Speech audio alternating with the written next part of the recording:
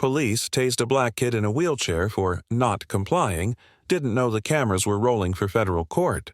The searing blue flash was the last thing Jamal saw before his world shattered. His younger brother, Marcus, a vibrant 20-year-old confined to a wheelchair by a rare neurological condition, convulsed violently, his body seizing against the restraints of his chair. "Non-compliant," Officer Miller bellowed, his voice thick with a self-righteous fury that Jamal instantly recognized as a mask for fear. Marcus had merely been trying to explain his limited mobility, his hands fluttering in a desperate, uncoordinated gesture. Now, he lay slumped, lifeless, a faint wisp of smoke curling from his chest. Jamal's scream tore through the humid evening air, but it was swallowed by the blare of sirens and the cold, unfeeling glares of the responding officers. He knew, with a chilling certainty, that this was no accident. This was murder, cloaked in the uniform of the law. The official narrative was swift and brutal. Marcus Washington, a known associate of a local gang, had resisted arrest, lunged at an officer, and posed an immediate threat. The taser, they claimed, was a necessary, non-lethal measure to subdue him. Jamal, still reeling from the shock of his brother's death, was interrogated, his grief twisted into suspicion. He was in a wheelchair. He couldn't lunge at anyone. Jamal had roared, his voice raw, but the detective, a man named Sergeant Hayes with eyes like chips of granite, merely scribbled notes, his expression unreadable. Captain Davies, a man whose career was built on maintaining the city's tough-on-crime image, held a press conference, praising Officer Miller's quick thinking and condemning the dangerous elements that threatened their community. Jamal watched, his stomach churning, as his brother's memory was dragged through the mud, his life reduced to a statistic, a justification for unchecked power. He vowed then, with a silent, burning intensity, that he would not rest until the truth, the whole ugly truth, was dragged into the light. His quest for justice was a lonely, uphill battle. Witnesses, mostly residents of their low-income neighborhood, were either too terrified to speak or had been convinced by the police to stick to the official story. Jamal plastered flyers, knocked on doors, and haunted the local precinct, only to be met with slammed doors and thinly veiled threats. "You keep stirring things up, J-Man. You might find yourself in a wheelchair, too," a patrol officer sneered one afternoon, his hand resting casually on his holstered weapon. Jamal felt a cold dread, but it was quickly eclipsed by the image of Marcus's still face. He wouldn't back down. He started documenting everything: the inconsistent police reports, the hushed rumors of other incidents involving Officer Miller, the strange, almost too perfect timing of the tasing incident just as the city council was debating a lucrative contract with a private prison corporation. It was a long shot, but something felt connected. One rainy Tuesday, a tip led him to Sarah Chen, a tenacious investigative journalist known for her relentless pursuit of corruption. Her office was a chaotic mess of overflowing files and half-empty coffee cups. Sarah listened, her sharp eyes never leaving his face as Jamal recounted the events, his voice cracking with emotion. She asked probing questions, pushing him for details the police had overlooked or dismissed. "This private prison deal," she mused, tapping a pen against her chin. "Captain Davies's brother-in-law, Robert Sterling, is a major shareholder in that corporation. They need bodies to fill beds to make their quotas. Aggressive policing, minor arrests, it all feeds the machine." A chilling realization dawned on Jamal.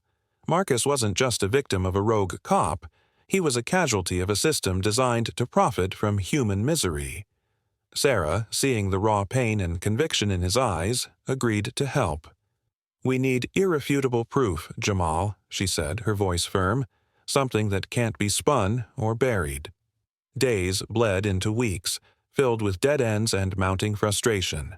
Then, late one night, as Jamal stared at an old photo of Marcus, a memory flickered. Marcus, ever the tinkerer, had been obsessed with gadgets. He'd once joked about installing a truth camera in his wheelchair, a tiny, almost invisible device, just in case the world forgets what honest looks like. Jamal's heart leaped. Could it be? He remembered Marcus showing him a prototype, a minuscule lens embedded in the armrest, powered by a small, self-charging battery. It was a long shot, a desperate hope, but it was all he had. The wheelchair, he knew, had been impounded as evidence. Getting it back would be a nightmare. Sarah, with her legal contacts, managed to secure a court order for the release of Marcus's personal effects, citing a technicality in the evidence handling protocol. The police department, clearly annoyed, dragged their feet. They claimed the wheelchair was damaged beyond repair and scheduled for disposal. Jamal and Sarah raced against time, arriving at the impound lot just as a forklift was preparing to crush a pile of discarded items, Marcus's wheelchair among them. "Stop!" Sarah yelled, waving the court order like a flag. The impound officer, a burly man with a permanent scowl, grumbled but complied. Jamal carefully retrieved the chair, his hands trembling. Back at Sarah's office, they meticulously searched every inch of the wheelchair. Jamal's fingers traced the familiar contours of the armrest, his breath held. And then he felt it. A tiny, almost imperceptible bump, no bigger than a pinhead. With a delicate touch, he pried open a small panel. Inside, nestled snugly, was a miniature camera and a tiny data chip. "Marcus, you genius," Jamal whispered, tears blurring his vision. Sarah carefully extracted the chip and inserted it into her laptop. The screen flickered to life. The footage was grainy but undeniably clear. It showed Marcus, confused and disoriented, trying to communicate with Officer Miller. "I can't move fast, sir. I have a condition," Marcus stammered, his voice barely audible. Miller, impatient, barked orders, then, without warning, deployed the taser. The sickening crackle of electricity filled the silent office. Marcus's body spasmed. Then the camera caught something else. Officer Miller, a smug smirk on his face, turning to Captain Davies, who had just arrived on the scene. "Another one for the books, Captain," Miller said, a low chuckle escaping him. Davies nodded, his eyes scanning the street. "Make sure the report is airtight. Standard procedure." The camera, still recording, captured the casual callousness, the chilling indifference to human life. It was the irrefutable proof they needed. Sarah wasted no time. Her connections led them to the Department of Justice, and a federal civil rights lawsuit was swiftly filed against the city, the police department, Officer Miller, and Captain Davies. The case quickly garnered national attention. The media, initially dismissive, now clamored for details. Jamal, once a grieving, unheard voice, was now the face of a movement demanding accountability. The courtroom was packed on the day the footage was to be presented. Officer Miller, looking pale and nervous, sat beside his lawyer, while Captain Davies, his usual swagger replaced by a tense rigidity, sat further back. They had maintained their false narrative throughout the proceedings, painting Marcus as a dangerous criminal and themselves as heroes. The federal prosecutor, a sharp-witted woman named Ms. Evans, methodically laid out their case, building the tension with each witness testimony. Finally, she turned to the judge.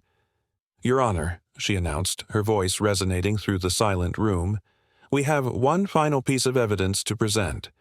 Evidence that was intentionally concealed and would have been destroyed had it not been for the diligence of Mr. Jamal Washington." A hush fell over the courtroom. Officer Miller shifted uncomfortably. Captain Davies's jaw tightened. "This is footage," Miss Evans continued, "from a camera discreetly installed by the deceased, Marcus Washington, in his wheelchair." A collective gasp rippled through the gallery. The judge, a stern woman with an air of quiet authority, nodded. The large screen on the courtroom wall flickered to life. The grainy image of the street appeared, then Marcus's face, then Officer Miller's. The courtroom watched in stunned silence as the events unfolded, exactly as Jamal had described them. Marcus's desperate attempts to explain, Miller's impatient aggression, the sickening blue flash, Marcus's collapse, and then the damning exchange. Miller's smirk, Davies' nod, the casual dismissal of a life. The air in the courtroom grew heavy, thick with the weight of undeniable truth. Officer Miller's face was ashen, his eyes wide with a dawning horror. Captain Davies stared at the floor, his carefully constructed facade crumbling. The dramatic irony was palpable. They had thought themselves untouchable, unaware that the very device they dismissed as irrelevant was rolling for federal court. The judge's voice, when she finally spoke, was cold and clear. Based on the irrefutable evidence presented, I find probable cause for the immediate arrest of Officer Miller on charges of excessive force and involuntary manslaughter. Furthermore, I order a full independent investigation into the conduct of Captain Davies and the entire chain of command regarding this incident, as well as the city's contract with the private prison corporation. A wave of murmurs swept through the courtroom, quickly followed by a roar of approval. Jamal, tears streaming down his face, felt a profound sense of release. It wasn't full victory, not yet, but it was a beginning. Marcus's name was cleared. The system, for once, was forced to confront its own rot. Disclaimer: this story is a fictional dramatization created for entertainment purposes only.